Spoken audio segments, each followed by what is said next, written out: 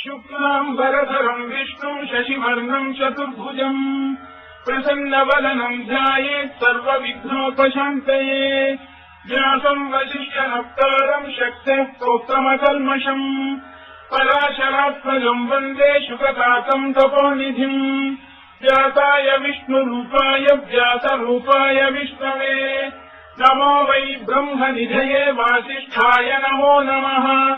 अविकाराय शुद्धाय नित्याय परमात्मने सदैकरूपरूपाय विष्णवे सर्वजिष्णवे यस्य स्मरणमात्रेण जन्म संसारबन्धनात् विमुच्यते नमस्तस्मै विष्णवे प्रभविष्णवे ॐ नमो विष्णवे प्रभविष्णवे श्रीवैशम्पायन उवाच श्रुत्वा धर्मानशेषेण पावनानि च सर्वशः युधिष्ठिरः शान्तनवम् पुनरेवाभ्यभाषत युधिष्ठिर उवाच किमेकम् दैवतम् लोके किम् वाप्येकम् परायणम् स्तुवन्तः प्राप्नुर्मानवाशुभम् को धर्मः सर्वधर्माणाम् भवतः परमो मतः किम् जपन्मुच्यते जन्तुर्जन्म संसारबन्धनात् श्रीभीष्मोवाच जगत्प्रभुम् देवदेवमनन्तम् पुरुषोत्तमम् स्तुवन्नाम सहस्रेण पुरुषस्तततोत्थितः तमेव चार्चयन् नित्यम् भक्त्या पुरुषमव्ययम् ध्यायम् स्तुवन् नमस्यम् च यजमानस्तमेव च अनादिनिधनम् विष्णुम् सर्वलोकमहेश्वरम् लोकाध्यक्षम् स्तुवन् नित्यम् सर्वदुःखातिगो भवेत् ब्रह्मण्यम् सर्वधर्मज्ञम् लोकानाम् कीर्तिवर्धनम् लोकनाथम् महद्भूतम् सर्वभूतभवोद्भवम् एष मे सर्वधर्माणाम् धर्मोऽधिकतमो मतः यद्भक्त्या पुण्डरीकाक्षम् स्तवैरर्चेन्नरः सदा परमम् यो महत्तेजः परमम् यो महत्तपः परमम् यो महद्ब्रह्म परमम् यः परायणम् पवित्राणाम् पवित्रम् यो मङ्गलानाम् च मङ्गलम् दैवतम् देवतानाम् च भूतानाम् यो वेत्त्रिया यतः सर्वाणि भूतानि भवन्त्यादियुगागमे यस्मिंश्च प्रलयम् यान्ति पुनरेव युगक्षये तस्य लोकप्रधानस्य जगन्नाथस्य भूपते विष्णोर्नाम सहस्रम् मे शृणुतापभयापहम् यानि नामानि गौणानि विख्यातानि महात्मनः ऋषिभिः परिगीतानि तानि वक्ष्यामि भूतये ऋषिर्नाम्नाम् सहस्रस्य वेदव्यासो महामुनिः छन्दोऽनुष्टुप् तथा देवो भगवान् देवकीसुतः अमृताम् शुद्धवो बीजम् शक्तिर्देवकीनन्दनः कृतामाहृदयम् तस्य शान्त्यर्थे विनियुज्यते विष्णुम् जिष्णुम् महाविष्णुम् प्रभविष्णुम् महेश्वरम् अनेकरूपदैत्यान्तम् नमामि पुरुषोत्तमम् अस्य श्रीविष्णोर्दिव्यसहस्रनामस्तोत्रमहामन्त्रस्य श्रीवेदव्यासो भगवान् ऋषिः अनुष्टुप्छन्दः श्रीमहाविष्णुः परमात्मा श्रीमन्नारायणो देवता अमृताम् शुद्धवो भानुरिति बीजम् देवकीनन्दनश्रेष्ठेति शक्तिः उद्भवः क्षोभणो देव इति परमो मन्त्रः धर इत्यत्रम् रथाङ्गपाणिरक्षोभ्य इति नेत्रम् कृतावासामदस्वामेति कवचम् आनन्दम् परब्रह्मेति योनिः ऋतुः सुदर्शनकाल इति दिग्बन्धः श्रीविश्वरूप इति ध्यानम् श्रीमहाविष्णुप्रीत्यर्थे सहस्रनाम जपे विनियोगः ध्यानम् श्रीयोगम् दत्तदेशे शुचिमणिविलसत्सैकते मौक्तिकानाम् मालासुप्तार्चनस्फटिकमणिनिभैर्मौक्तिकैर्मण्डिताङ्गः शुभ्रैरभ्रैरदभ्रैरुपरि विरचितैर्मुक्तवीरूषवर्षैः आनन्दीनः पुय्यादरिहरिण गदा शङ्खपाणिर्मुकुन्दः भूः पादौ यस्य नाभिर्वेदसुरनिरश्चन्द्रसूर्यौ च नेत्रे कर्णावाशा शिरोद्यौ मुखमपि दहनो यस्य वास्तेयमब्धिः अन्तस्थम् यस्य विश्वम् सुरनरखगो भोगिगन्धर्वदैत्यैः चित्रम् रम्रम् यदेतम् त्रिभुवनवपुषम् विष्णुमीशम् नमामि। ॐ नमो भगवते वासुदेवाय। शान्ताकारम् भुजगशयनम् पद्मनाभम् सुरेशम् विश्वाधारम् गगनसदृशम् मेघवर्णम् शुभाङ्गम् लक्ष्मीकान्तम् कमलनयनम् योगिधृध्यानगम्यम् वन्दे विष्णुम् भवभयहरम् सर्वलोकैकनाथम् मेघश्यामम् पीतकौशेयवासम् श्रीवत्साङ्कम् कौस्तुभोद्भासिकाङ्कम् पुण्योपेतम् पुण्डरीकायताक्षम् विष्णुम् वन्दे सर्वलोकैकनाथम् नमः समस्तभूतानामादिभूताय भूभृते अनेकरूपरूपाय विष्णवे प्रभविष्णवे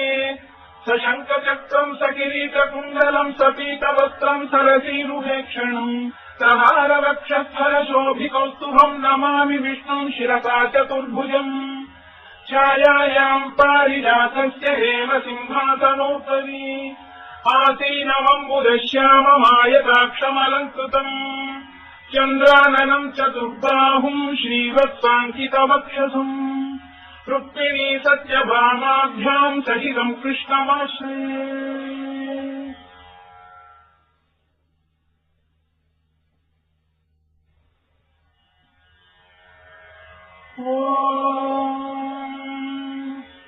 विश्वम् विष्णुर्वचत्कारो भूतभव्यभवत्प्रभुः भूतभृद्भावो भूतात्मा भूतभावनः भूतात्मा परमात्मा च मुक्तानाम् परमागतिः अव्ययः पुरुषः साक्षी क्षेत्रज्ञोऽक्षर एव च योगो योगविदाम् नेता प्रधानपुरुषेश्वरः नारसिंहवपुः श्रीमान् केशवः पुरुषोत्तमः सर्वशर्व शिवस्थाणुर्भूतादिर्विधिरव्ययः सम्भवो भावनो भक्तः प्रभवः प्रभुरीश्वरः स्वयम्भूष्यम्बुरादित्यः पुष्कराक्षो महास्वनः अनादिनिधनो धाता विधाता धातुरुत्तमः अप्रमेयो ऋषिकेशः पद्मनाभोऽमरप्रभुः विश्वकर्मा मनुस्पष्टास्थविष्टस्थविरो ध्रुवः अग्राशिशाश्वतकृष्णो लोहिताक्षप्रदर्शनः प्रभूतस्त्रितमुद्धाम पवित्रम् मङ्गलम् परम् ईशानप्राणदप्राणो ज्येष्ठः श्रेष्ठः प्रजापतिः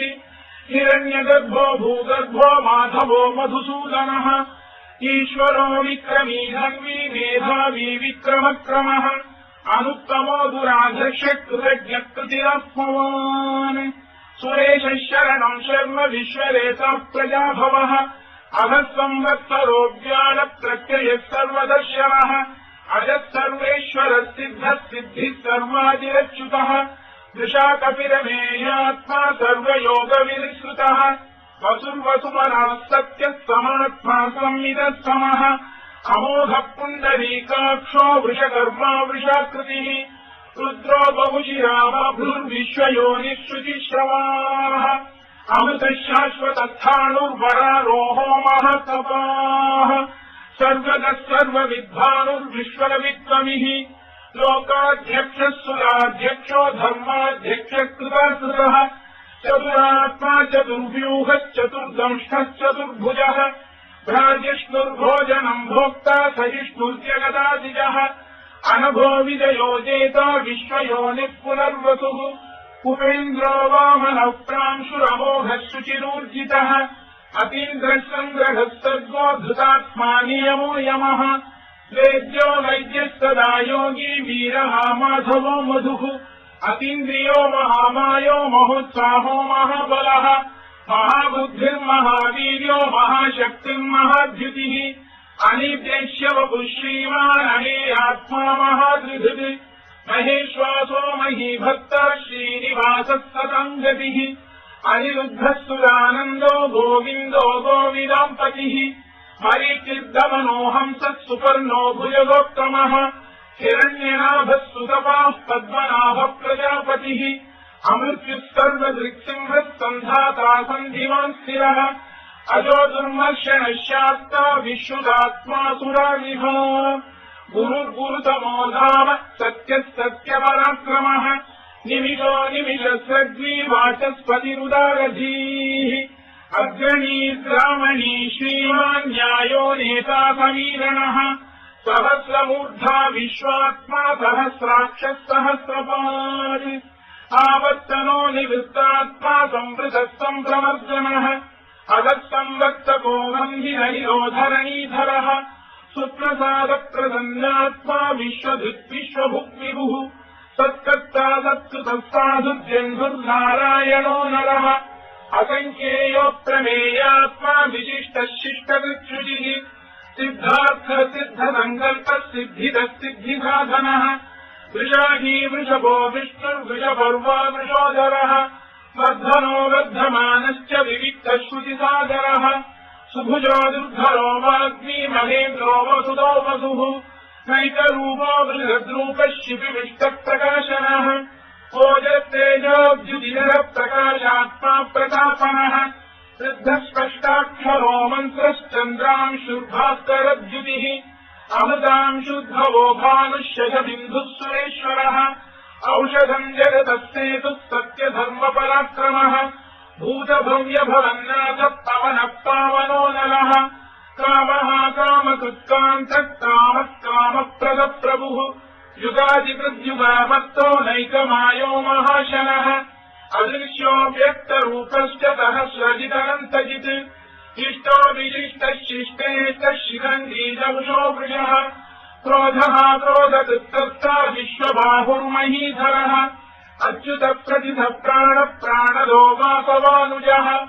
अपाम् निधिरधिष्ठानमप्रमत्तः प्रतिष्ठितः स्कन्दधरो धुर्यो वरदो वायुवाहनः वासुदेवो बृहद्भानुरादिदेवः पुरन्दरः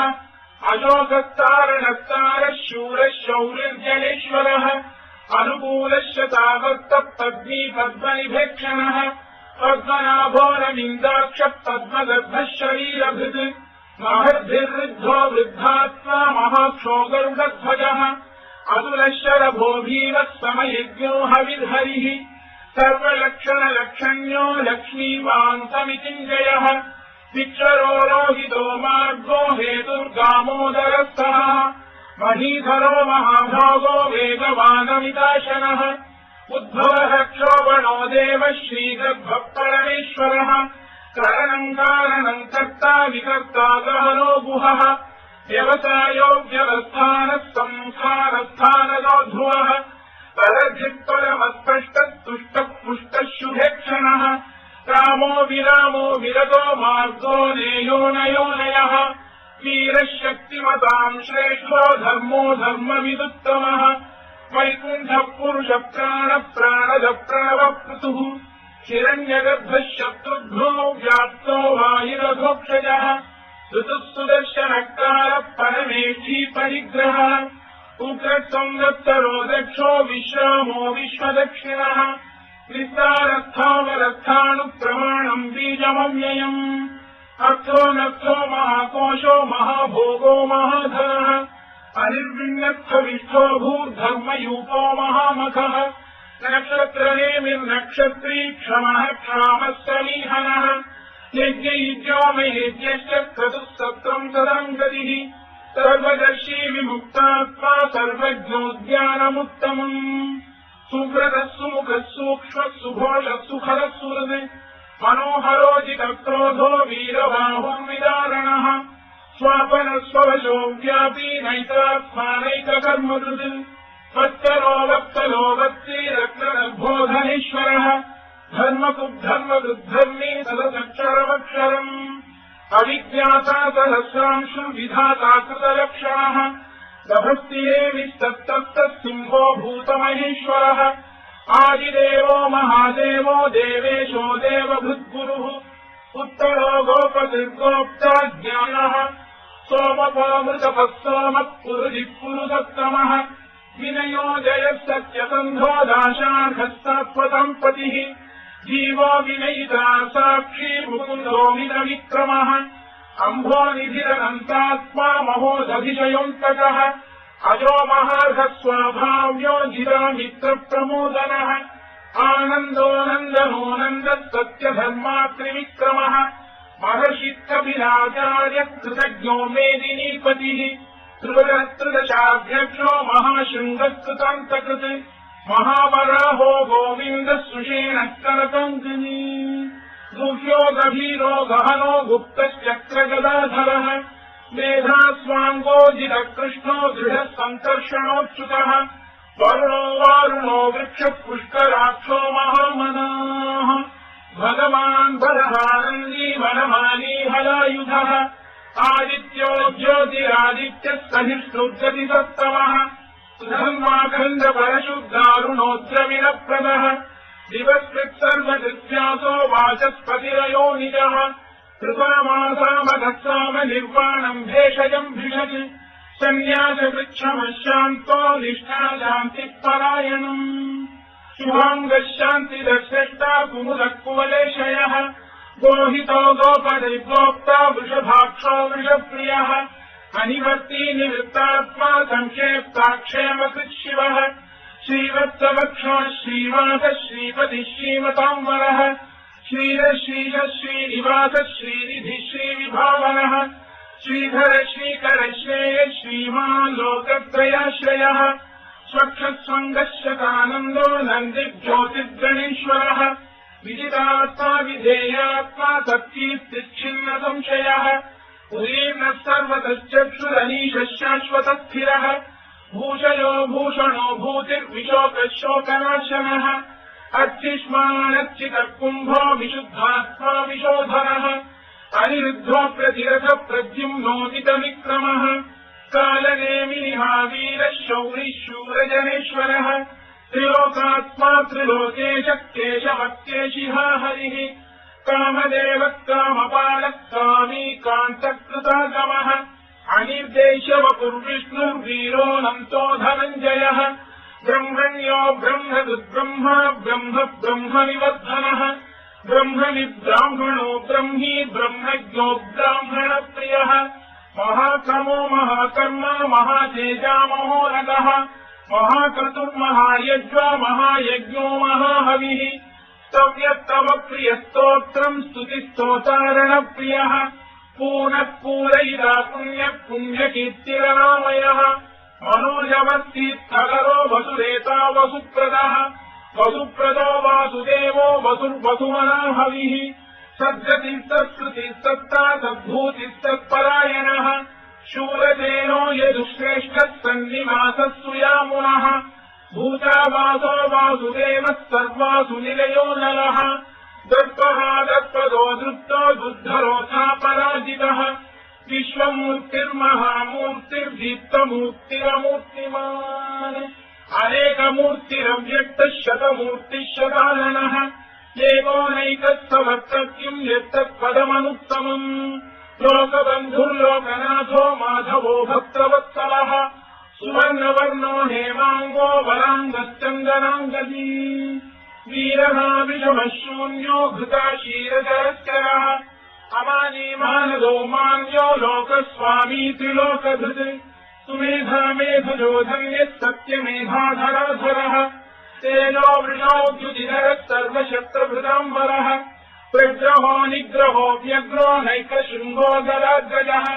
चतुर्मूर्तिश्चतुर्बाहुश्चतुर्व्यूहश्चतुर्गतिः चतुरात्मा चतुर्भावश्चतुर्वेदविदेकपात् समावर्तो निवृत्तात्मा दुर्जयो दुरतिक्रमः दुर्लभो दुर्गमो दुर्गो दुरावासो दुरारिः शुभाङ्गो लोकतारङ्गः सुसन्तुवर्धनः इन्द्रकर्मा महाकर्मा कृतकर्मा कृतागमः उद्भवः सुन्दरः सुन्दो रत्ननाभः सुलोचनः अल्पो वाजधनः शृङ्गी जयन्तः सर्वविद्ययी सुवर्णबिन्दुरक्षोभ्यः सर्ववागीश्वरेश्वरः महाह्रदो महागर्तो महाभूतो महानिधिः कुमुदकुन्दरकुन्दः पर्जन्यः पावनो निरः अमृताशोऽमृतवपुः सर्वज्ञः सर्वतोमुखः सुलभः सुव्रतः सिद्धः शत्रुजिच्छत्रुतापनः व्यग्रोधोदुम्बरोश्वत्तः चाणूरान्ध्रैषूदनः सहस्रार्चित् सप्तजिह्वः सप्तैधा सप्तवाहनः अमूर्तिरनघोचिन्त्यो भयगृद्भयनाशनः अणुबृहत्कृशस्थूलो गुणभिर्निर्गुणो महान् अजदस्वनुतस्वास्य प्राग्वंशो वंशवर्धनः भारभृत्कथितो योगी योगीशः सर्वकामदः आश्रमश्रवणः क्षामः सुपर्णो वायुवाहनः धनुर्धरो धनुर्वेदो दण्डो दमयितदमः अपराजितः सर्वसहो नियन्ता नियमो यमः सत्त्ववान् सात्विकः सत्यः सत्यधर्मपरायणः अभिप्रायप्रियार्होः प्रियकृत्येतिवर्धनः विहाय सकदिज्योतिः सुरुचित्कुतभुक्तिभुः कविर्विरोचनः सूर्यः सवितारनिलोचनः अनन्तो हुतबुद्भोक्ता सुखदो नैकजोग्रजः अनिर्विण्णस्तदामर्षी लोकाधिष्ठानमद्भुतः सनातनतमः कपिलः कपिरव्ययः स्वस्ति नः स्वस्ति कृत्स्वस्ति स्वस्ति भुक्स्वस्ति दक्षिणः अरौद्रः कुण्डली चक्री विक्रम्यूर्जितशासनः शब्दातिगः शब्दतः शिशिरः शर्वरीकरः अक्रूरप्रेशलो दक्षो दक्षिणः क्षमिनाम्बरः विद्वत्तमो वीतभयः पुण्यश्रवणकीर्तनः उत्तरणो दुष्कृतिः पुण्यो दुःस्वप्रनाशनः वीरः रक्षणः सन्तो जीवनः पर्यवस्थितः अनन्तरूपोऽनन्तश्रीर्जितमन्युर्भयोपहः चतुरश्रो गभीरात्मा विधियोऽप्यादिशो दिशः अनादिर्भूर्भुवो लक्ष्मी सुवीरो रुचिरङ्गदः जननो जनजन्मादिर्भीमो भीमपराक्रमः आधारनिलयो धाता पुष्पहासः प्रजागरः ऊर्ध्वरः सत्पथाचारः प्राणः प्रणवप्रणः प्रमाणम् प्राणनिलय प्राणभृत्प्राणजीवनः तत्त्वम् तत्त्वविदेकात्मा जन्ममृत्युजरातिगः भूर्भुवः स्वस्तरुस्तारः सविता प्रपितामहः यज्ञो यज्ञपतिर्यज्वा यज्ञाङ्गो यज्ञवाहनः यज्ञभृद्यज्ञभृद्यज्ञी यज्ञभुक्यज्ञसाधनः यज्ञान्तकृत्यज्ञदुह्यमन्नमन्नाद एव च आत्मयोनिः जातो वैखानः सामगायनः देवकीनन्दनः स्रष्टा क्षितीशः पापनाशनः शङ्खबृन्नन्दकी चक्री शार्ङ्गधन्वागदाधरः तथाङ्गपाणिरक्षोभ्यः सर्वप्रहरणायुधः सर्वप्रहरणायुधवोम् नम इति परमालीकरीशाङ्गी शङ्खी चक्री च नन्दकी श्रीमान्नारायणो विष्णुर्वासुदेवोऽभिरक्षतु परमालीकरीशाङ्गी शङ्खी चक्री च नन्दकी श्रीमान्नारायणो विष्णुर्वासुदेवोऽभिरक्षतु परमालीकरीशाङ्गी शङ्खी चक्री च नन्दकी श्रीमान्नारायणो विष्णुर्वासुदेवोऽभिरक्षतु इतीदम् कीर्तनीयस्य केशवस्य महात्मनः नाम्नाम् सहस्रम् दिव्यानामशेषेण प्रकीर्तितम् यैदम् शृणुयाम् नित्यम् यश्चापि परिकीर्तयेत् नाशुभम् प्राप्नुयात् किञ्चित् सोमुत्रेह च मानवः वेदान्तको ब्राह्मणस्य क्षत्रियो विजयी भवेत् वैश्योधनसमृद्धस्य क्षूत्रः सुखमवाप्नुयात् धर्मार्थी प्राप्नुयात् धर्ममर्थार्थी चार्थमाप्नुयात् कामानवाप्नुयात् कामी प्रजार्थी चाप्नुयात् प्रजाम् भक्तिमान् यः सदोत्थाय शुचिस्तद्धतमानसः सहस्रम् वासुदेवस्य नाम्नामेतत् कीर्तयेत् यश प्राप्नोति विपुलम् याति प्राधान्यमेव च अचलाम् श्रियमाप्नोति श्रेयः प्राप्नोत्यनुत्तमम् न भयम् त्वजिदाप्नोति वीर्यम् तेजश्च विन्दति भवत्य रोगोद्युतिमान् बलरूपगुणान्वितः रोगात्तो मुच्यते रोगाद्बद्धो मुच्येत बन्धनात् भयान्मुच्येत भीतस्तु मुच्येतापन्नः दुर्गाण्यतितरत्याशु पुरुषः पुरुषोत्तमम् सुवन्नाम सहस्रेण नित्यम् भक्तिसमन्वितः वासुदेवाश्रयो मर्त्यो वासुदेवपरायणः सर्वपापविशुद्धात्मा याति ब्रह्म सनातनम्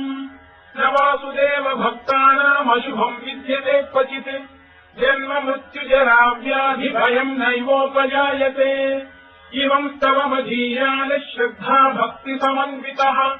युज्येतात्मसुखक्षान्ति श्रीधृति स्तुतिकीर्तिभिः न क्रोधो न दमात्सर्यम् न लोभो न शुभोमतिः भवन्ति कृतपुण्यानाम् भक्तानाम् पुरुषोत्तमे द्यौस्तचन्द्रार्कनक्षत्राखम् दिशो भूर्महो दधिः वासुदेवस्य वीर्येण विधृतानि महात्मनः ससुरासुरगन्धर्वम् स यक्षोरगराक्षसम् जगत्वशे वर्ततेदम् कृष्णस्य सचराचरम् इन्द्रियाणि मनो बुद्धिः सत्त्वम् तेजो बलम् धृतिः वासुदेवात्मकान्याहुः क्षेत्रम् क्षेत्रज्ञ एव च सर्वागमानामाचार प्रथमम् परिकल्पते आचारप्रभवो धर्मो धर्मस्य प्रभुरच्युतः ऋषयः देवा महाभूतानि धातवः जङ्गमाजङ्गमम् चेदम् जगन्नारायणोद्भवम् योगो ज्ञानम् तथा साङ्ख्यम् विद्या शिल्पादिकर्म च वेदाः शास्त्राणि विज्ञानमेतत् सर्वम् जनार्दनात् एको विष्णुर्मनद्भूतम् पृथग्भूतान्यनेकशः त्रीलोकान् व्याप्य भूतात्मा भुङ्क्ते विश्वभुवन्ययः इमम् स्तवम् भगवतो विष्णो व्यासेन कीर्तितम् पठेद्य इच्छेत् पुरुषः श्रेयः प्राप्तुम् सुखानि च विश्वेश्वरमयम् देवम् जगदप्रभुमव्ययम् भजन्ति ये पुष्कराक्षम् न ते यान्ति पराभवम् न ते यान्ति पराभवम् उन्नमयति अर्जुनोवाच पद्मपत्रविशालाक्ष पद्मनाभसुरोत्तम भक्तानामनुरक्तानाम् त्राता भव जनार्दन श्रीभगवानुवाच यो माम् नाम सहस्रेण स्तोतुमिच्छति पाण्डव सोऽहमेकेन श्लोकेन स्तुत एव न संशयः स्तुत एव न संशयमोन्नमयति व्यासोवाच वासनाद्वासुदेवस्य वासितम् भुवनत्रयम् सर्वभूतनिवासोऽसि वासुदेव नमोऽस्तु ते वासुदेव नमोऽस्तु तोन्नमयति पार्वत्युवाच केनोपायेन लघुना विष्णोर्नाम सहस्रकम् पठ्यते पण्डितैर्नित्यम् श्रोतुमिच्छाम्यहम् प्रभो ईश्वरोवाच श्रीराम राम रामेति रमे रामे मनोरमे सहस्रनाम तत्तुल्यम् राम नाम वरानने श्रीराम राम रामेति रमे रामे मनोरमे सहस्रनाम तत्तुल्यम् राम नाम वरानने श्रीराम राम रामेति रमे रामे मनोरमे सहस्रनाम तत्तुल्यम् राम नाम वरानने राम नाम वराननमम् नमयति ब्रह्मोवाच नमोऽस्त्वनन्ताय सहस्रमूर्तये सहस्रपादाक्षि शिरोनुबाहवे सहस्रनाम्ने पुरुषाय शाश्वते सहस्रकोटियुगधारिणे नमः सहस्रकोटियुगधारिणे नमोन्नमयति सञ्जय उवाच यत्र योगेश्वर कृष्णो यत्र पार्थो धनुर्धरः तत्र श्रीविजयो भूतिर्ध्रुवादितिर्मतिम् मम श्रीभगवानुवाच अनन्याश्चिन्तयन्तो मां ये जनाः पर्युपासते तेषाम् नित्याभियुक्तानाम् योगक्षेमम् वहाम्यहम् परित्राणाय साधूनाम् विनाशाय च दुष्कृताम् धर्म संस्थापनार्थाय सम्भवामि युगे युगे आर्ताभिषण्णाः शिथिलाश्च भीता घोरेषु च व्याधिषु वर्तमानाः संकीर्त्य नारायण शब्दमात्रम् विमुक्तदुःखाः सुखिनो भवन्तु